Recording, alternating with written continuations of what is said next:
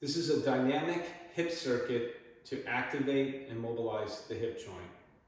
Most important about this circuit is to keep the spine and the pelvis in neutral alignment. In these movements, it's important not to destabilize or move the pelvis or the spine out of its alignment. In other words, as we lift the knee, we can't posteriorly tilt the pelvis or flex the hip. Likewise, we don't want to overextend the back for any reason. First movement is hip flexion. Simply flex the hip as far as you can without moving the pelvis.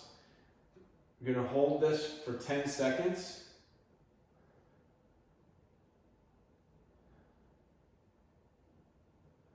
From this position, you can take a break or you can go right into the next movement, which is knee extension.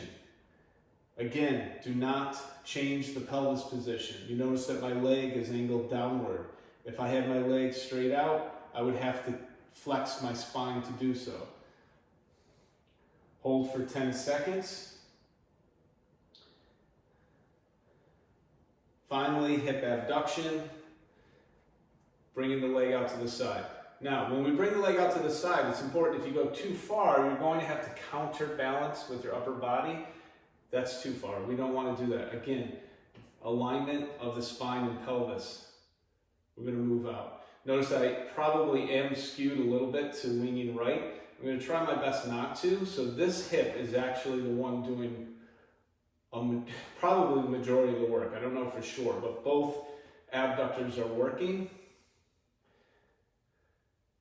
10 seconds. And then the sequence can be repeated on the other side. Again, stabilization of the pelvis and the spine. 10 seconds.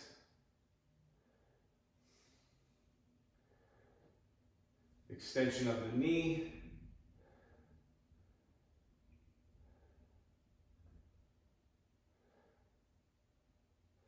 And then the hip abduction. Again, you can take a break between each movement, or you can go right into these movements. If these movements are difficult, I'd recommend you alternate sides on each position. In other words, you do hip flexion, 10 seconds left, hip flexion, 10 seconds right, and then go into 10 seconds left, 10 seconds right, so forth.